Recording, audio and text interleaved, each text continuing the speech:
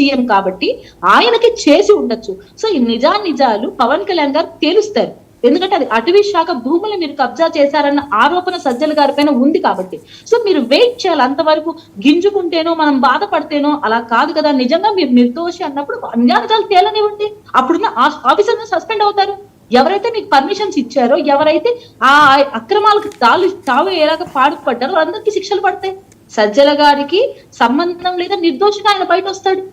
ఇక్కడ అటవీ భూమి మీరు ఆక్రమించారు. అండ్ ఎస్పెషలీ సార్, ఇక్కడ కొన్ని పార్టీస్ జరుగుతాయని, గెస్ట్ హౌస్ ఉన్నాయని, ఎస్పెషలీ కొన్ని మెడిసినల్ ప్లాంట్స్ కానీ అలాంటి ప్లాంట్స్ ఏవైతే మనం గమనిస్తే ఈ గెస్ట్ హౌస్ లో మామిడి తోటలు, నేరేడు తోటలు, టేకు చెక్కలు, రకరకాల మొక్కలు నాటుకొని మరి వీటిని ఒక మంచి ఎస్టేట్ గా ఏర్పాటు చేస్తున్నారు. ఇది కాక మనం ఇంకా కొంచెం గమనిస్తే ఏదైతే మన వరద ప్రాంతానికి సమీపంగా మేడా వాళ్ళ భూములు కూడా అక్రమ ఆస్తులు ఉన్నాయి. దాని మీద కూడా ఎంక్వైరీ వేయాలని ఉన్నాము.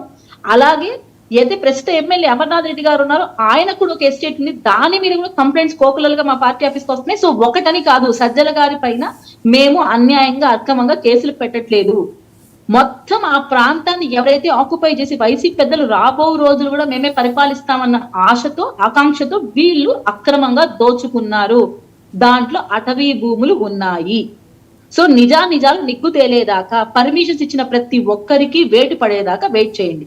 And one more thing, sir ఏమంటున్నారంటే క్యాసినోలు నడుపుతున్నారు, సనాతన ధర్మాన్ని క్యాసినో అంటున్నారు. ఏ పార్టీ అంటే మీరు రేవ్ పార్టీ నడుపుతున్నారు. ఈ సనాతన ధర్మాన్ని పరిరక్షించాలని చెప్పే పవన్ కళ్యాణ్ గారి సిద్ధాంతాలకు అనుగుణంగా ఉండాల్సిన వాళ్ళు ఇలా చేయొచ్చా? మీకు ఆ వరకు మాటే తెలుసా, లేకుంటే దాని తర్వాత వాళ్ళపైన చర్యలు తీసుకొని అతని పైన సస్పెన్షన్ వేటు వేయడం అవన్నీ కూడా తెలుసా? అంటే అవన్నీ ప్రస్తావించరా? ఒక చిన్నపాటి క్యాడర్ లో ఉన్న చిన్న కార్యకర్త తప్పు చేస్తేనే అధిష్టానం వెంటనే స్పందించి అతను ఏర్పాటు చేసిన రేవ్ పార్టీలో అతను చేసిన అసభ్యకరమైన డాన్స్లకి అతన్ని సస్పెండ్ చేశాం. అదే మీ పార్టీలో గొప్పగా చెప్పుకునే మీ పార్టీలో గత ప్రభుత్వంలో సంక్రాంతికి క్యాసినో ఈవెంట్ నడిపిందే సాక్షాత్తు కొడాలి నాని గారు. ఆయన మీద కొడాలి నాని గారు క్యాసినో నడిపారన్న విషయం అందరికీ తెలుసు. మీరు ఎలాంటి చర్యలు చేపట్టారు, దాని మీద ఎలాంటి అరికట్టే నివారణ చర్యలు ఆ రోజు మీరు తీసుకున్నారు? అంటే మీ స్థాయిలో పెద్ద స్థాయి వ్యక్తులు క్యాసినో నడిపితేనే మీరు యాక్షన్ తీసుకోలేరు. ఈ ప్రభుత్వంలో రేవ్ పార్టీ అని నడిపిన చిన్న కార్యకర్త పైన కూడా వెంటనే స్పందించి యాక్షన్ తీసుకున్న పార్టీ జనసేన పార్టీ, అలాగే కూటమి ప్రభుత్వం. సో మమ్మల్ని విమర్శించే ముందు మీ వైపు కూడా మిగతా 4,000 చూపిస్తున్నారు అని గమనించుకోండి. అండ్ క్యాసినో నడిపారన్న విషయం గత సంక్రాంతికి అందరికీ తెలుసు మీ ప్రభుత్వంలో.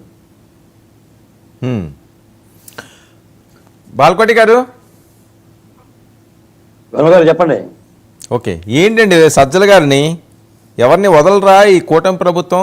అన్యాయంగా వాళ్ళ మీద అక్రమంగా